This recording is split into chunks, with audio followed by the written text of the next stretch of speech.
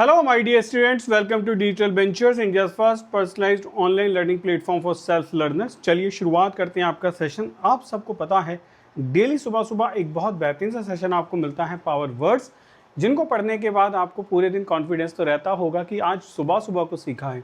अगर सुबह अच्छी हो और बढ़िया चीज़ें पढ़ने के लिए मिल जाए तो इससे बेहतर इंसान के लिए कुछ हो भी नहीं सकता है।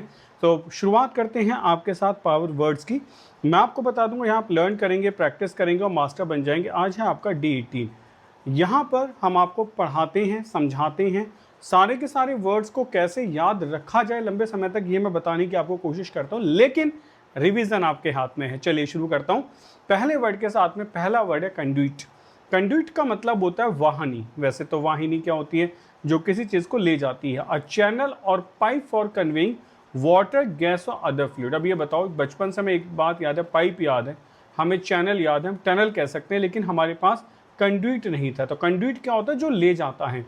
The conduit was use to transport electricity to the city. Conduit का यूज़ किया गया, एक पाइप का, एक चैनल का यूज़ किया गया ट्रांसपोर्ट करने के लिए इलेक्ट्रिसिटी टू द सिटी। अब कम से कम पाइप की जगह एक नया वर्ड कंड्यूट तो यूज़ करोगे। कंड्यूट बोलो तो आपको याद है कि कंड्यूट है, यानी कि ये क्या है? जिससे हम ट्रांसपोर्ट करते हैं चीज़ों को।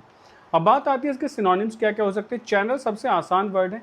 पाइपलाइन हो सकता है, कोई डक्ट हो सकते हैं, ये भी हमें पता था कि डक्ट डालते हैं, पानी की डक्ट डलती है, एसी की डक्ट डलती है, या फिर आप कह सकते हो कि यहाँ पे किचन चिमनी है उसकी डक्ट डलेगी। थ्रो का मतलब है होके जाना, कंड्यूट मतलब एक पाइपलाइन चैनल हो गया। अपोजिट क्या होगा? ब्लॉकेज कर देना, रोक देना, ऑब्स्ट्रक्शन पैदा कर देना, कोई बैरियर, बाधा बना देना। बैरियर सीधे सीधे वर्ड होता है, कहते हैं ना, बाधा लगा दी गई, हिंड्रेंस कर देना। इम्पेडिमेंट होता है भाई किसी प्रोग्रेस को कम कर देना। बस इसको मार्क कर लो, मेक अ प्रोग्रेस डिफिकल्ट। बस ये समझना इसके बारे में कि इम्पेडिमेंट होता है कि किसी भी प्रोग्रेस को डिफिकल्ट कर देना, बात वही है, बाधित बना देना, किसी प्रोग्रेस को इम्पेडिमेंट कर देना। नेक्स्ट आता है कॉन्फिस्केट। कॉन्फिस्केट बड़ा अच्छा सा वर्ड ये है, टू सीज और take away something specially as a penalty for wrong doings और बाय लीगल अथॉरिटी। जैसे पुलिस क्या करती है या गवर्नमेंट क्या करती है, आपके घर को कॉन्फिस्केट कर लेती है, यानी कि जब्त कर लेती है। जब्त करती है क्यों? क्योंकि आपने कुछ गलत किया होता है, 2 नंबर के पैसे से घर बनाया तो जब्त हो जाएगा। The police confiscated the illegal items such from सुरीज। अब सही है, पुलिस ने कॉन्फिस्केटेड किए, जब्त किए हैं इलीगल आइटम्स फ्रॉम सुरीज। तो जो पुलिस जब्त करती है उसके लिए क्या यूज करते हो आप? रॉन्ग डूइंग्स पे जो भी आपने इकट्ठा किया है इलीगल तरीके से, उसको जब्त करने के लिए कॉन्फिस्केट का यूज किया जाता है। बड़ा अच्छा वर्ड है कॉन्फिस्केट, हमें पता भी चल गया कहाँ यूज होता है। इलीगल चीज़ों को इकट्ठा करने के लिए हम कॉन्फिस्केट का यूज करते हैं। नेक्स्ट सिनोनिम्स क्या क्या हो सकते हैं। पहला वर्ड है बेटा एप्रोप्रिएट। एप्रोप्रिएट का मतलब होता है चीज़ों को किसी से ले लेना। अच्छा, इसका मतलब भी समझ लेना, चीज़ों को अपने अथॉरिटी में लेने के लिए हम इन सारे वर्ड्स का सिनोनिम के जैसे यूज़ करते हैं। एक्सप्रोप्रिएट होता है कि मतलब ऐसे समझो, use the property of an owner for public welfare. Expropriate कर देना कि किसी प्रॉपर्टी को पब्लिक वेलफेयर के लिए यूज कर देना। ठीक है, क्लियर हुआ? नेक्स्ट आओ। एरोगेट करना क्या होता है? क्लेम करना किसी चीज पे विदाउट जस्टिफिकेशन, मतलब आपने किसी चीज के ऊपर अधिकार जमा रखा है। ठीक है, दैट वन। ये जो कॉन्फिस्केट होता है ये आप समझो बाई फोर्स होता है, और यूजर्व भी बेटा क्या होता है? बाई फोर्स होता है। किसी की प्रॉपर्टी के ऊपर इलीगल तरीके से या ताकत से कब्जा कर लेना, उसके लिए हम किसका यूज़ करते हैं बेटा? उसके लिए हम यूज़ करते हैं आपके अजब का यूज़ करते हैं, कॉन्फिस्केट का यूज़ करते हैं। ठीक है, रिटर्न कर देना, वापस लौटा देना, गिव बैक वापस कर देना। ठीक है, रिस्टोर कर देना, कहते हैं ना चीज़ों को रिस्टोर कर लेते हैं। चलो, रिलीज कर देना, छोड़ देना, और या फिर रिपे कर देना, वापस कर देना। ठीक है, ये सारे वर्ड इसके अपोजिट बन जाते हैं। चलिए आगे आते हैं। नेक्स्ट वर्ड हम देखते हैं कॉन्ग्लोमेरेट। कॉन्ग्लोमेरेट क्या होता है? कॉन्ग्लोमेरेट का मतलब होता है चीज़ों को मिला के एक समूह बना लेना। अ लार्ज ग्रुप और मास ऑफ डिफिकल्ट थिंग्स, एक बड़ा ग्रुप है या मास है डिफिकल्ट थिंग्स का, सॉरी डिफरेंट थिंग्स का, ऑल कलेक्टेड टुगेदर, जिनको साथ में जोड़ा गया है। तो डिफरेंट थिंग्स को साथ में लाए। मास का मतलब क्या होता है? मास का मतलब क्या होता है, इसको भी हम एज अ वॉल्यूम ही तो यूज़ करते हैं कि किसी चीज़ का वॉल्यूम है, मास है, ठीक है, उसके लिए जैसे इसका यूज़ करते हैं। ऑल कलेक्टेड टुगेदर, सबको साथ में रखा गया, स्पेशली कॉरपोरेशंस, जो कॉरपोरेशंस होती है, ऑर्गेनाइजेशंस होती हैं, जैसे कहते हैं ना ये ऑयल कॉरपोरेशन है, ये वो है, ठीक है, तो कॉरपोरेशन होती है। कॉरपोरेशन एग्जैक्टली क्या होती है? ऑनर की एक अपनी अलग यूनिट होती है, उसको कॉरपोरेशन कहते हैं। The dish is a wonderful conglomeration of sausage, chicken, seafood and rice. ये जो डिश है ना, ये बढ़िया कॉन्ग्लोमरेशन है, ये समूह है किसका? सॉसेज का, अच्छे अच्छे सॉसेज है, चिकन है, सी फूड एंड राइस है, तो इसको आप कॉन्ग्लोमरेशन कह सकते हैं, ठीक है। ऐसे अलग अलग चीज़ों को साथ में रखने के लिए ASSORTMENT, एक ये वर्ड लिख लेना बेटा, असॉर्टमेंट, ठीक है। असॉर्टमेंट भी मतलब होता है चीज़ों को साथ में मिला देना। जैसे आपने कहा मेरी जो वेजिटेबल ट्रे है ना, वेजिटेबल ट्रे में सारी सब्जियां रखी हैं, वो असॉर्टमेंट ऑफ वेजिटेबल होगा, ठीक है, उसको आप कह सकते हो। उसी से वर्ड बना असॉर्टेड, आपने सुना होगा, कभी कहते हैं ना असॉर्टेड एक्सरसाइज होगी, अलग अलग चीज़ों को लेके, डिफरेंट थिंग्स को लेके बनाएंगे, असॉर्टेड एक्सरसाइज होगा, ठीक है। नेक्स्ट आइए, इसके सिनोनिम्स क्या क्या हो सकते हैं? देखो आसान सा वर्ड है, पहले कॉर्पोरेशन, ठीक है, फिर कंसोर्टियम होता है, एक ग्रुप होगा, ठीक है, कॉम्बिनेशन होगा। क्लस्टर तो सेम चीज़ों का होता है, बस ये याद कर लेना, सेम थिंग्स के लिए होता है, ठीक है। अलायंस मतलब क्या होता है? ये तो एक इनफॉर्मल सा ग्रुप होता है, कोई इनफॉर्मल एग्रीमेंट है, उसको हम क्या कह सकते हैं? अलायंस कह सकते हैं, ठीक। नेक्स्ट आइए, नेक्स्ट आपने कहा इंडिविजुअल कंपनी है, इंडिपेंडेंट एंटिटी है, सिंगल एंटिटी है, सोल प्रोप्राइटरशिप है, या फिर आपने कहा ऑटोनॉमस फॉर्म है। ऑटोनॉमस होती है जो खुद ही चल जाती है, सेल्फ ड्रिवन होती है। नेक्स्ट आइए, नेक्स्ट बात करते हैं, नेक्स्ट वर्ड है कंजक्चर। अब ये कंजक्चर क्या होता है?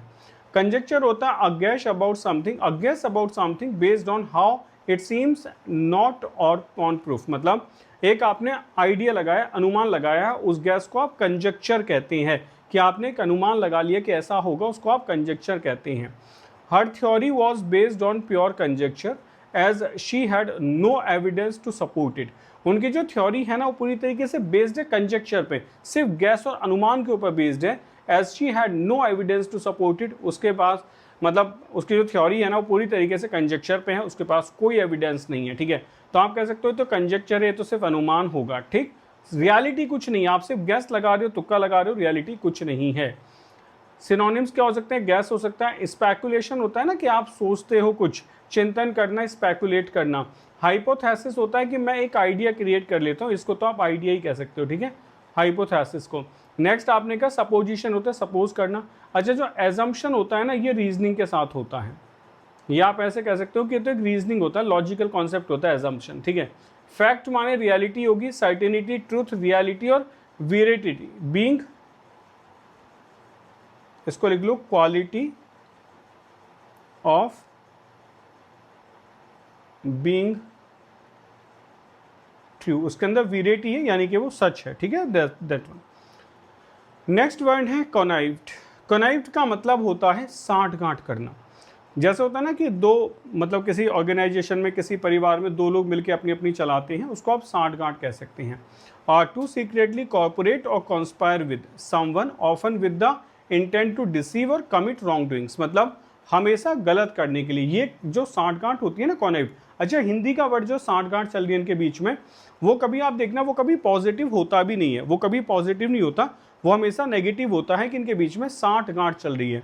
The employ connived with one another to steal companies funds, मतलब जो एम्प्लॉयज है ना, कॉनाइव्ड कर रहे हैं विद वन अनदर, एक दूसरे के साथ कुछ साठगांठ कर रहे हैं, to steal company funds, company के फंड्स को चुराने के लिए, यानी कि उसके साथ घोटाला करने के लिए। इसके सिनोनिम्स हो सकते हैं, पहला वर्ड होगा कॉलाइड, माने मिल जाना, कॉल्यूड करना, ठीक है। कॉन्स्पायर तो होता है सीधे सीधे षड्यंत्री होता है, प्लॉट को भी हम षड्यंत्री कहते हैं, कोई स्कीम बनाना। कोलैबोरेट होता है बेटा, कोलैबोरेट मतलब होता है कुछ ऐसा कोलैबोरेशन में जुड़ जाना, that is negative, okay. Oppose करना, विरोध करते हैं, रिसिस्ट करना, रोक देना। थ्वाट कर देना होता है किसी चीज़ को टाल देना, मतलब किसी काम को होने से रोक देना, ठीक है ना। ऐसे लिख सकते हो, स्टॉप समथिंग फ्रॉम डूइंग, किसी चीज़ को होने से रोक देना, या फ्रॉम डूइंग मतलब करने से रोक देना, हैपनिंग से रोक देना, ठीक है, दैट वन। डिफाई करना होता है किसी चीज़ के लिए मना कर देना, ऑब्स्ट्रक्ट, बाधा बना देना, ठीक है। नेक्स्ट आइए, नेक्स्ट वर्ड है कॉनोटेशन। कॉनोटेशन क्या होता है, आपने देखा एन आइडिया और feeling that a word invokes, मतलब एक आइडिया फीलिंग है जिसमें a word invokes in addition to its literal और प्राइमरी मीनिंग, यानी कि कहीं ना कहीं एक्स्ट्रा इन्फॉर्मेशन दे देता है, इन्वोक करता है, एडिशनल और लिटरल मीनिंग में कुछ ना कुछ ऐड कर देता है, ठीक है। The word home has a connotation of warmth and security.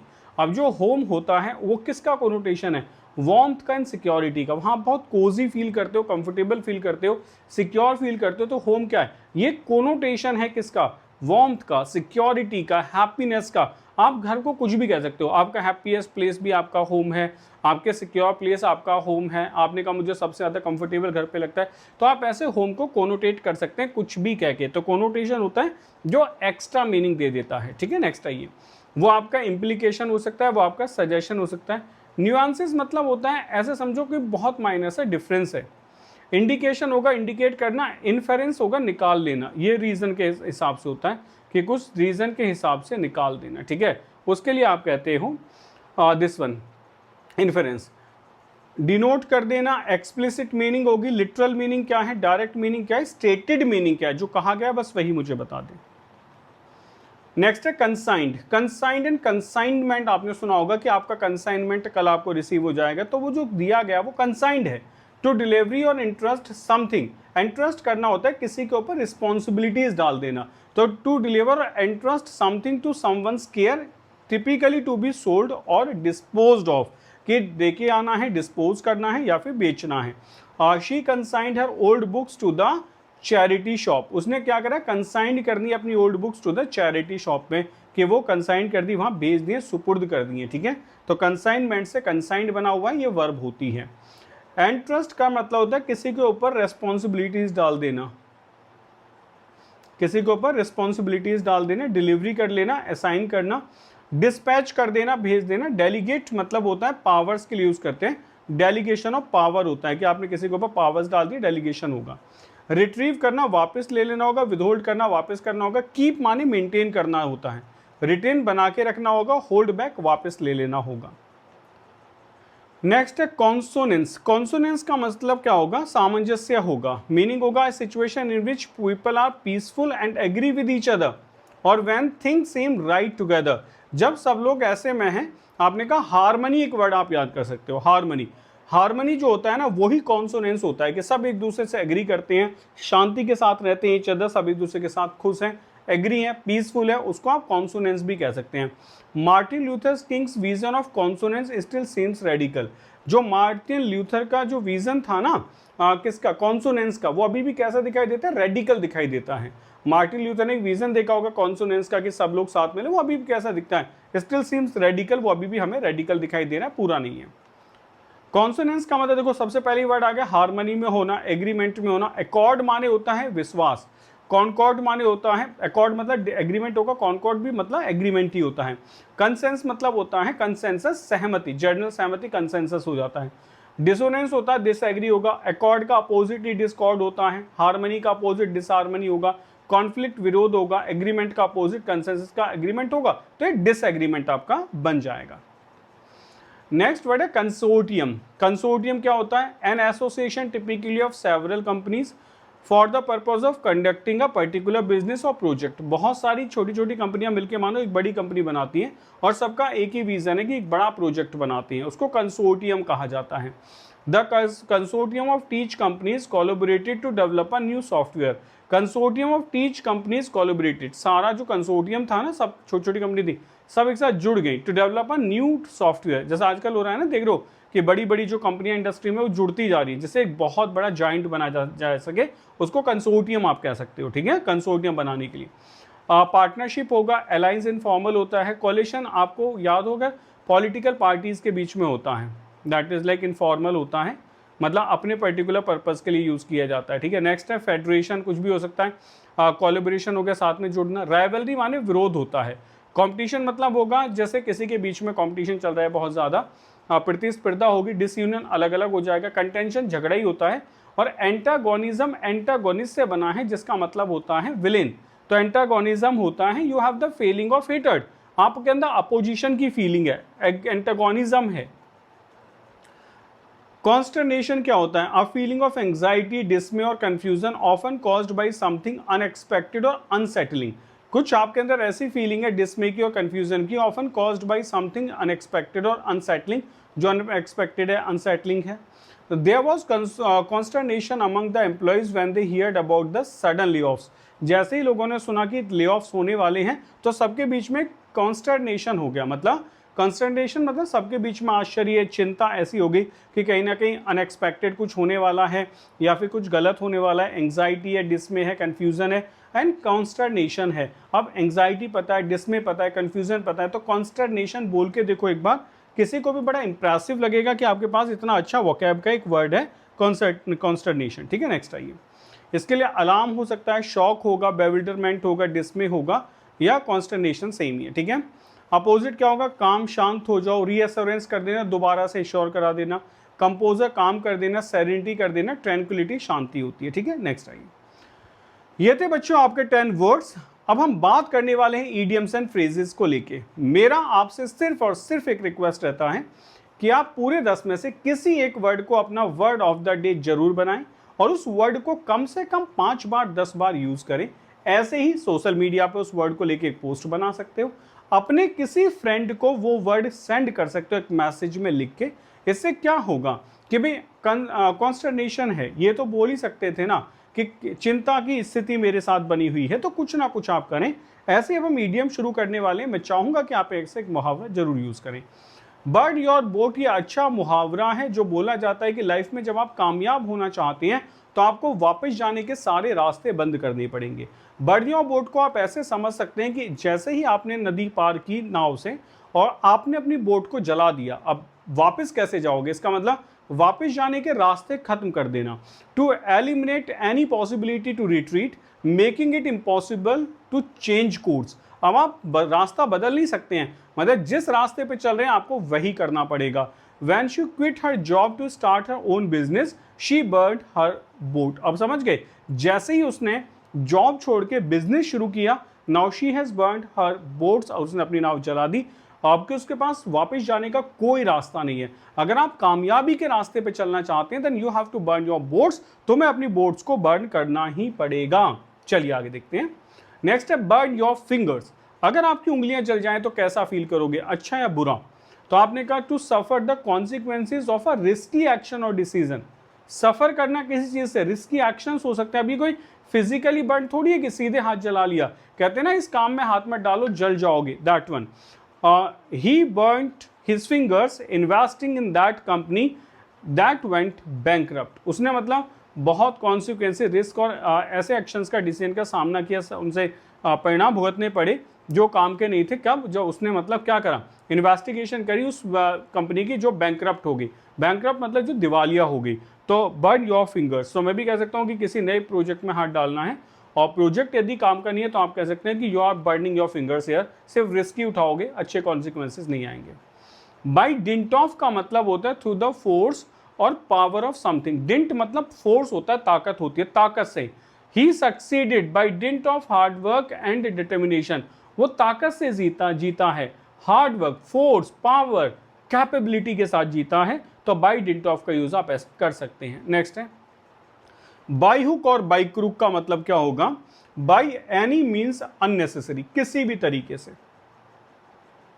कुछ लोग कहते हैं ना मैं कामयाब तो हूंगा, बाई हुक और बाई क्रूक, कुछ भी हुक डालना पड़े, क्रूक धोखाधड़ी करनी पड़े, तो we will get the project done on time by hook और बाई क्रूक। कैसे भी करके प्रोजेक्ट को ऑन टाइम हम कर देंगे डिलीवर। ठीक है, नेक्स्ट हमारा वर्ड आता है बाई लीप्स एंड बाउंड्स। अब लीप्स का मतलब क्या होता है? जैसे फ्रॉग जंप करता है ना, वो लीप्स होती है। बाउंड्स माने बंधन होते हैं। तो इसको आप ऐसे समझो कि कोई चीज ऐसे आपने प्रेशर से दबा रखी है, वो बाहर निकलने की कोशिश कर रही है, तो कैसे निकलेगी? ताकत से। जैसे स्प्रिंग को आप दबाते रहते तो कंडीशन वो बहुत तेजी से छूट के निकलती है। Same very quickly and significantly होगा।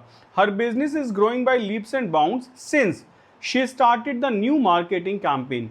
भाई उसका बिजनेस बहुत अच्छे से चल रहा है जब से उसने न्यू मार्केटिंग कैंपेन को स्टार्ट किया है, तब से। Let's move, call it a day. What's call it a day? To stop working for the day, to stop working for the day.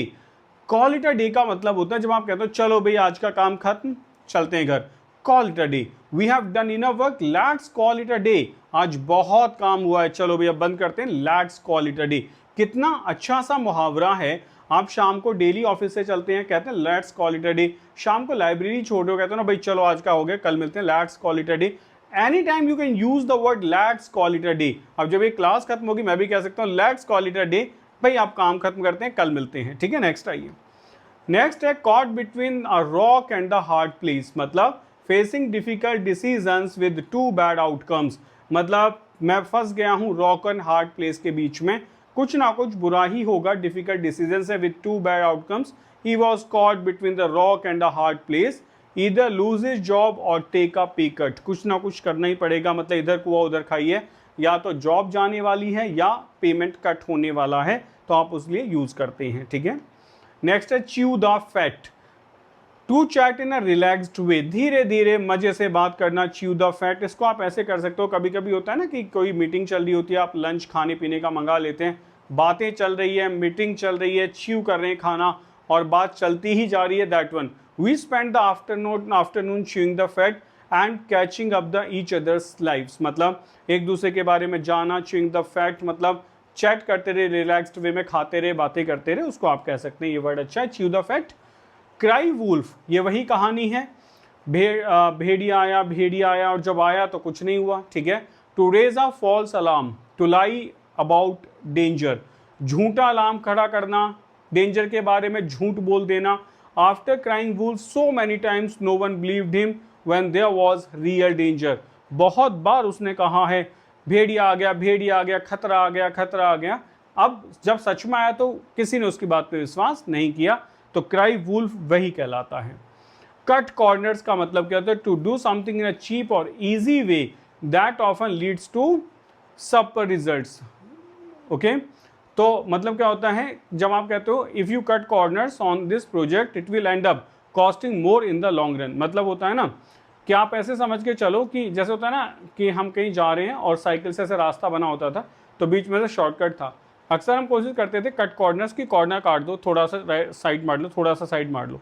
कभी हो सकता है कि उसके चक्कर में एक्सीडेंट भी हो जाए, क्योंकि रोड तो अलग है ना, आप तो कॉर्नर काट के चल रहे हो, वही है। If you cut corners on this project it will end up costing more in the long term, तो कहीं ना कहीं लॉन्ग टर्म का मतलब होता है लंबे समय में आपको कहीं ना कहीं नुकसान होगा। तो to do something in a cheap way और easy way that often leads to sub par results, कहीं ना कहीं बुरे रिजल्ट्स आएंगे, ठीक है ना, बैड रिजल्ट्स आप लिख सकते हो कि बैड रिजल्ट्स आपको मिलने वाले हैं। तो ये थे बच्चों आपके इडियम्स। अब हम बात करते हैं आपके लिए बड़ी अच्छी अच्छी न्यूज़, आपके लिए बैचेस CDS 1 2026 टू 2026 मतलब फाउंडेशन बैच लॉन्च हो चुका है। टीम आप मिल सकते हैं जिसमें आपको 800+ आवर्स के ऑफ लर्निंग क्लासेस मिलेंगी, 30+ मॉक टेस्ट मिलेंगे, 3000+ पेजेस के हैंड रिटन नोट्स आपको मिलेंगे, सॉल्व प्रीवियस ईयर पेपर्स मिलेंगे, और भाई आपको एडवांस ट्रैकिंग एनालिटिक्स मिल जाते हैं। ये सब आज का आपको मिलता है 2499 में, और अगर आप OT के लिए तैयारी करते हैं तो ये मिल जाता है आपको 1699 में, ओके। जो बच्चे 2025 के लिए CDS 2 के लिए तैयारी करें उनके लिए भी फ्रीडम टू लर्न एक बैच चल रहा है जो रिवीजन कोर्स है। आप इस रिवीजन कोर्स को ज्वाइन कर सकते हैं 999 में, 1299 में, ये भी आपके लिए अभी अवेलेबल है एप्लीकेशन पर। साथ के साथ बच्चों कुछ बच्चे चाहते हैं कि हमारे पास पर्टिकुलर सब्जेक्ट का कोर्स हो, तो foundation courses are also there, आप ज्वाइन कर सकते हैं। आपको टेस्ट सीरीज देने का मन एग्जाम से पहले, तो टेस्ट सीरीज एप्लीकेशन पे लाइव है, आप इन्हें यूज़ कर सकते हैं, और हैंड रिटन नोट्स भी आपके लिए अवेलेबल हैं। डिजिटल वेंचर्स आपको देता है AI स्टडी प्लानर, आपको मिलते हैं structured video courses, mock test मिलते हैं, हैंड रिटन नोट्स, और आपको PDFs मिलती हैं प्रीवियस ईयर क्वेश्चन की, बहुत कुछ आपको मिल जाता है फ्री में। Thanks for watching the class. भी क्लास देखने के लिए बहुत बहुत धन्यवाद। आप हमें फॉलो करें सोशल मीडियाज़ पे, और साथ के साथ ये आपके लिए हमारा नंबर है, हेल्पलाइन नंबर, आप कॉल कर सकते हैं 7800099699 पर। कोई भी प्रॉब्लम है we will be happy to assist you. मिलते हैं आपसे नेक्स्ट क्लास में, till then take care, bye bye, जय हिंद।